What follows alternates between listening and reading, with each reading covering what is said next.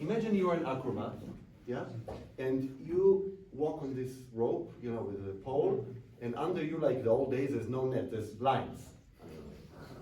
And you walk. Now, no way that you walk there and you're like, ah, lines, big deal. I mean, you freak out. However, you generate it differently than you or me. Let's say you get a dream come true show and you say, I want to walk on a rope with lines under me. And they fulfill it. You walk, you walk, and then you see something, ah! You freak out. What do you do when you freak out? You stress.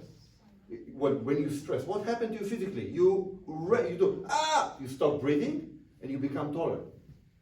You don't do, ah! Sure, I'll walk. They do that. When the acrobat sees the lines, they also freak out, but they generate it into different motions. You have motions that create tension. They have motions that help them to walk on the road. So a pro would walk, they see the line, like, generate it into that mode. You see the line, you freak out. You play hide and seek, you freak out. You do this. Ah! Now deal with it.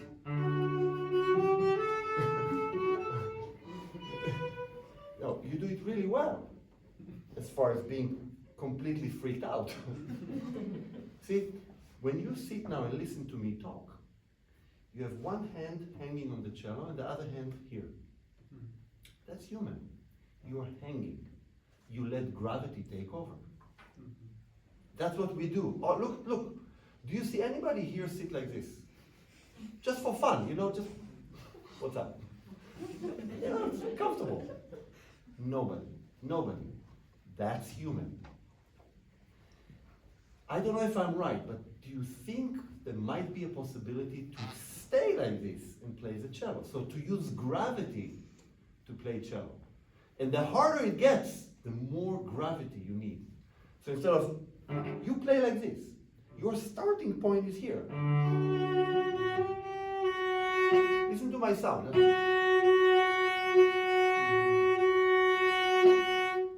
That's just the starting point. So just play the beginning ones. Not just first note. Don't drop your elbow. Thank you.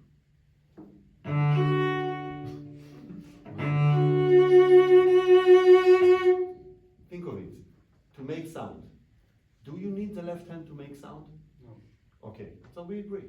You need the left hand to decide which note you're playing and also to decorate that note. That's it.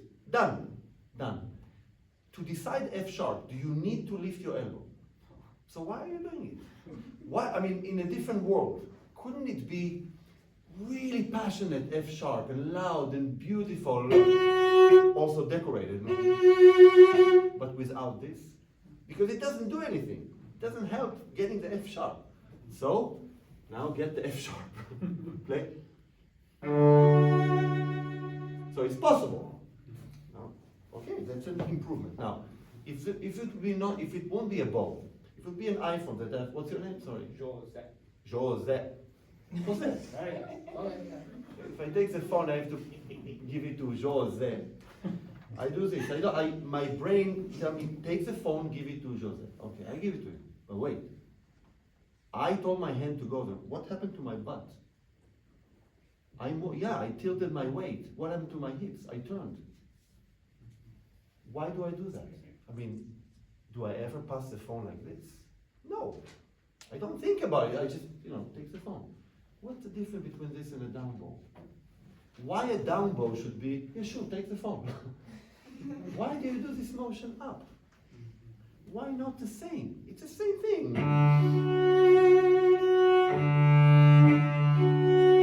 Try once. Just when it becomes difficult, follow the bow. You don't have to in the beginning. But here. And the feet.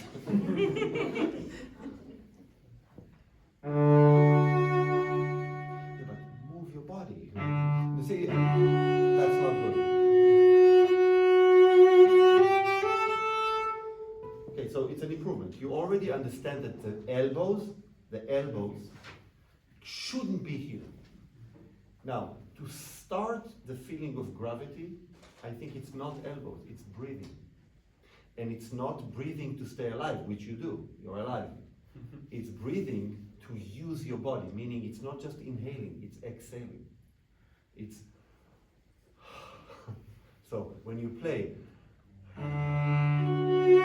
the exhale of air creates gravity. But you do even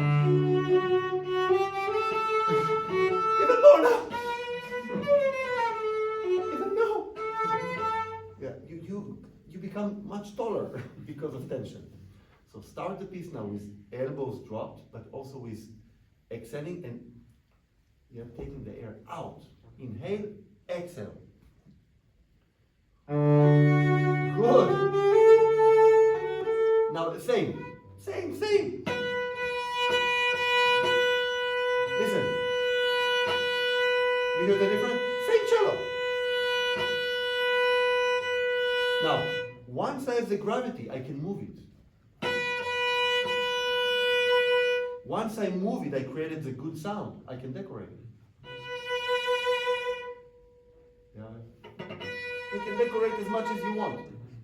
Tight. Play the beat. Good. Bravo. Now, out. Feel that the air goes down to the floor. What do you think?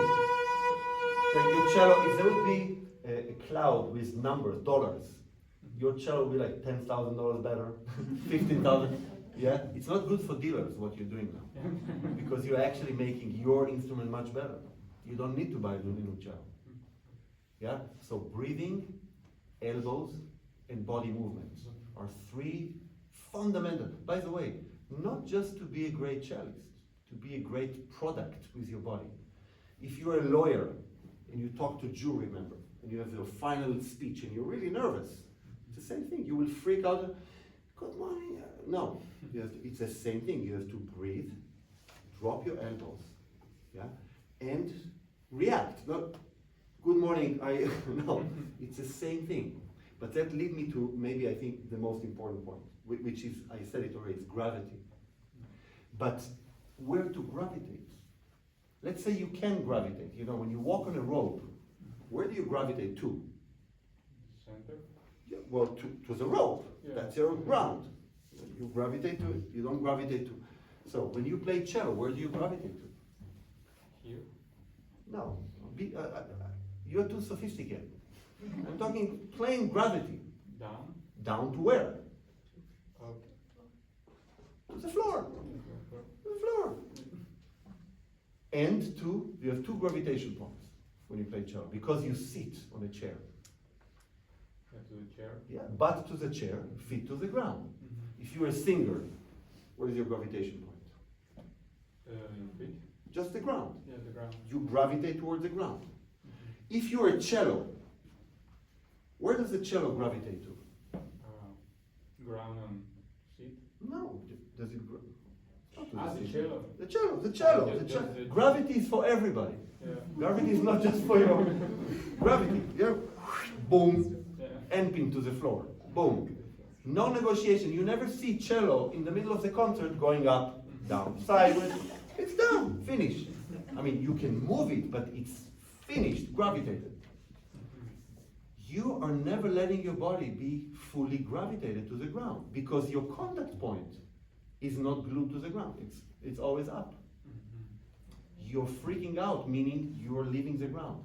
So even if you breathe, and even if you drop your elbows, and even if you move your body, you cannot really gravitate, because you're. So first thing is to put your feet down. Now try to play.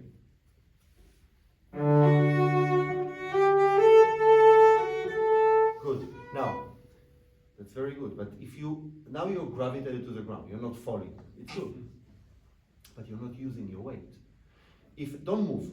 But if there would be 5 cellists sitting here, and a piece of chocolate over there, and I would count to 3. When I get to 3, you have to get the chocolate first.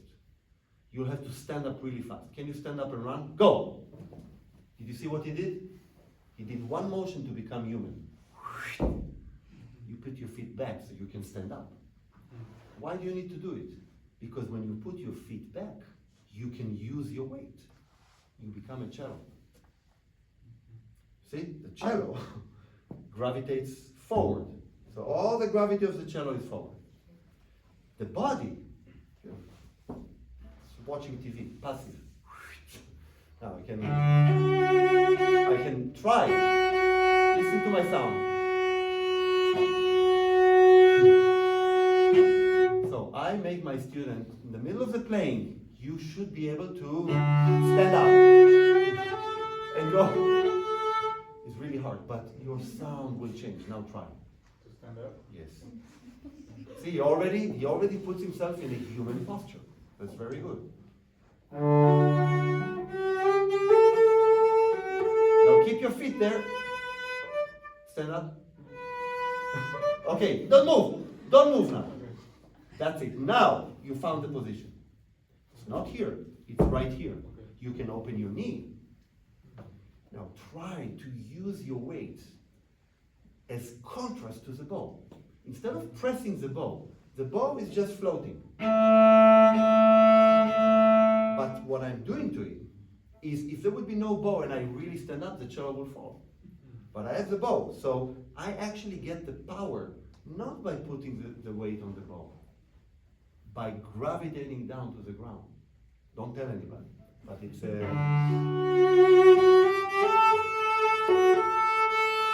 See, I'm completely locked. Now, I can decorate it.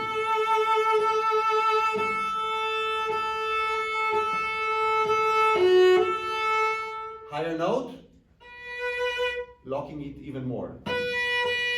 Now, it's not that I'm harassing the cello. No, I'm catching the bow. Try the F, and find the F inside your feet.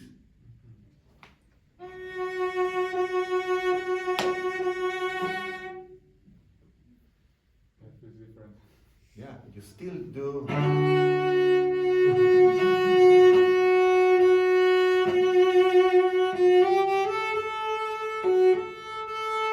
So, if you look at the cello and your body as two machines that should produce a sound together.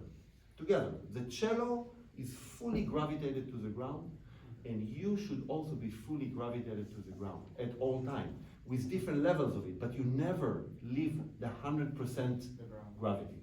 You can use more of it even, or less, but you never get to a point that you cannot use your weight. Yeah?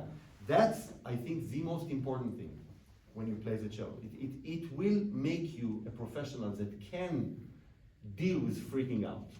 Let's say it like this. So when you start to play, you add to gravity, the gravity of the elbows, the exhaling of air, which is also gravity, and the movement. That's it. Think of it. What in physics, what is sound? Is weight, gravity, and movement. You drop the bow, and then you have to move it. That's sound. That is sound. Of course, there's location, but you drop the weight. What you do is you press the bow. Drop it. Try.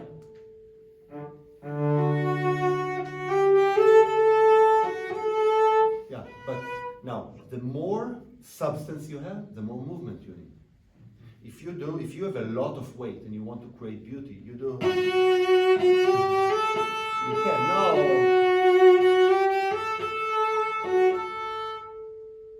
It still rings. Try. No. Yeah. You leave the ground.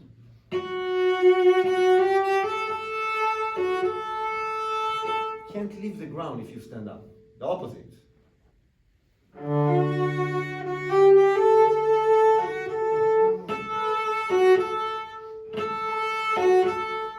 Remember the iPhone? Move the iPhone. No, not with your boots. No, I'm sorry.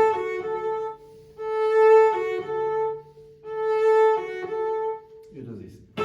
Like a balloon. You go up. No.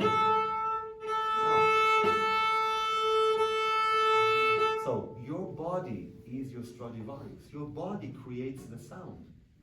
If your body goes up, wow.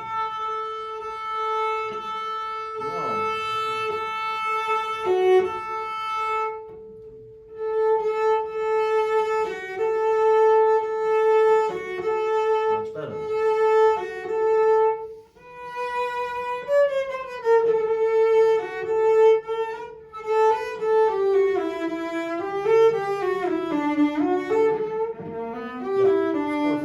Having gravity is not going to play the cello for you.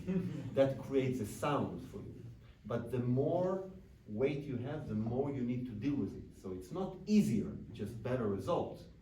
Yeah? So this is really important to discuss.